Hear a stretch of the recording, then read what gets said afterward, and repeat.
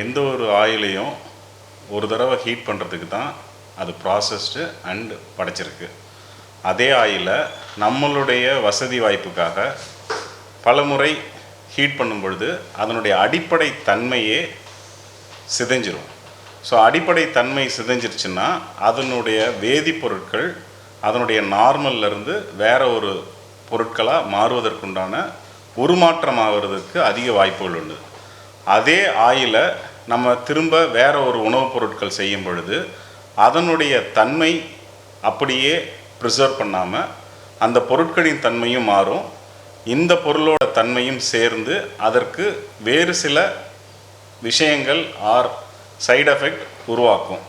இதை நீங்கள் தொடர்ச்சியாக செய்து கொண்டே இருந்தீர்களானால் அது பின்னாளில் கேன்சருடைய முதல் பகுதியாக சில சமயம் டிஸ்பிளேசியான்னு சொல்லுவோம், சில சமயம் இன்வேசிவ் ஆர் ஏர்லி கேன்சராகவோ இல்லை வேறு சில திசுக்கள் மாற்றம் அடைஞ்சு அந்த காரணங்கள் தொடர்ச்சியாக இருக்கும் பொழுது அது கட்டாயம் கேன்சராக மாறுவதற்கு வாய்ப்புகள் உள்ளது.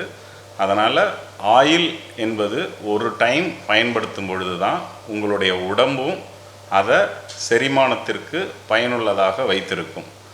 ரொம்ப சொல்லணுன்னா நீங்கள் ஒரு நாளைக்கு ஒரு 1/2 hour விளையாடலாம், 2 hours விளையாடலாம்.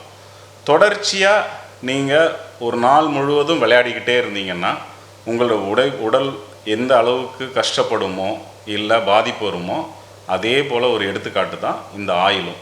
இந்த ஆயில் திரும்ப ரிப்பீட்டடாக ஹீட் பண்ணி உங்கள் உடம்புக்கு செலுத்தும் பொழுது உங்கள் உடம்புக்கு அது ஒவ்வாமையாக இருக்கும். அந்த ஒவ்வாமை பிற்காலத்தில் கேன்சராக மாறுவதற்கு வாய்ப்புகள் அதிகம் இருக்குது. குழந்தைகளுக்கு இயற்கை உணவு தான், குழந்தைகளுக்குன்னு இல்லை எல்லாருக்குமே இயற்கை உணவு தான் நல்லது. பேக்கெட் ஃபுட் அப்படிங்கும் பொழுது ஒரு குறிப்பிட்ட காலகட்டம் தான் அதை ப்ரிசர்வ் பண்ணி வைக்கணும், அது குறிப்பிட்ட தட்பவெட்ப நிலையிலையும் வச்சுருக்கணும். ஆனால் நம்ம அந்த தட்பவெட்ப நிலையிலையும் வச்சுக்கிறது கிடையாது, குறிப்பிட்ட கால அளவுலையும் வச்சுக்கிறது கிடையாது. இன்னொன்று, எந்த பொருட்களும் சரியாக தேதியிட்டு சரியான நாட்கள் வரைக்கும் பயன்படுத்துகிறோமா அப்படிங்கிறது ரொம்ப ஒரு கஷ்டமான கேள்வி.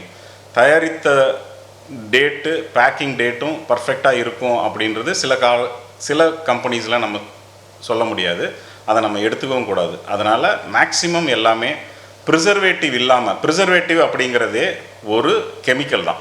நீங்கள் எந்த பேக்கடு ஃபுட்டாக இருந்தாலும் நோ ப்ரிசர்வேட்டிவ்ஸ் அப்படின்னு சொல்லி ஒரு பொருளை நீங்கள் ப்ரிசர்வ் பண்ணி வைக்கவே முடியாது. இயற்கை மட்டும்தான் இத்தனை நாட்கள் ப்ரிசர்வ் பண்ணி வைக்க முடியும். அதற்கு மேலே நீங்கள் ப்ரிசர்வ் பண்ணி வைக்கணும்னா அதுக்கு மேற்பட்ட சில கெமிக்கல்ஸ் பொருட்கள் ஆட் பண்ணாமல் அதை நீங்கள் ப்ரிசர்வ் பண்ணவே முடியாது. அப்படி ப்ரிசர்வ் பண்ண பொருட்கள் வேதிப்பொருட்கள் கெமிக்கல்ஸ் இருக்கும் பொழுது, நிறையா கெமிக்கல்ஸ் ஆட் பண்ணும் பொழுது அது கட்டாயம் கேன்சர் உண்டு பண்ணுறதுக்கு உண்டான வாய்ப்புகள் அதிகம் இருக்குது.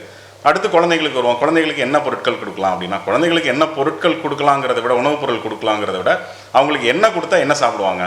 ஏதாவது ஒரு உடல் உழைப்புள்ள வேலைகள், விளையாட்டுகள், அவுட்டோர் கேம்ஸ் விளையாண்டாங்கன்னா நீங்கள் தட்டில் எதை வச்சாலும் சாப்பிட்ருவாங்க. அதே சமயம் இன்டோர் கேம்ஸ்னு விளையாட ஆரம்பிச்சிட்டாங்க அப்படின்னா அவங்களுடைய உடல் உழைப்பு இல்லாததுனால அந்த சுவையை தேடி தான் இருப்பாங்களே ஒழிய உடலுக்கு பசிக்கு அப்படின்னு எதையும் சாப்பிட மாட்டாங்க.